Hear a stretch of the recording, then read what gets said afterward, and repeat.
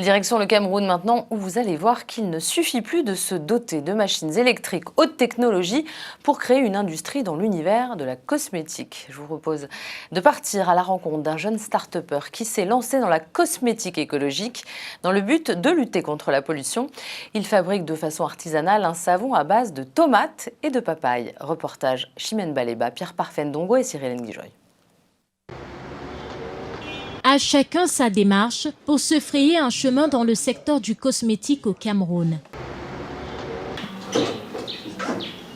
Apollinaire a plutôt opté pour une formule à la fois semi-industrielle et respectueuse de l'environnement et de la nature, en mettant sur pied un savon fait à base d'un mélange de plantes, de jus de papaye et de tomates, extrait à la main. La plupart de nos ingrédients, comme cette de tomates, vient que de nos champs. Il arrive parfois que nous avons un besoin un peu plus croissant que de tomates. Oui, donc nous établissons des contrats avec certains villageois qui viennent nous livrer ces tomates. Oui.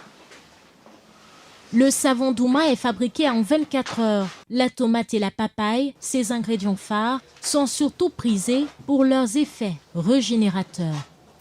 On s'est rendu compte que la papaye, par exemple, c'est un produit éclaircissant d'une manière naturelle.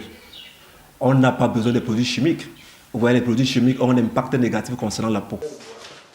Depuis 2005, brique après brique, le jeune entrepreneur camerounais bâtit sa fortune, inspiré d'un long parcours en tant qu'employé.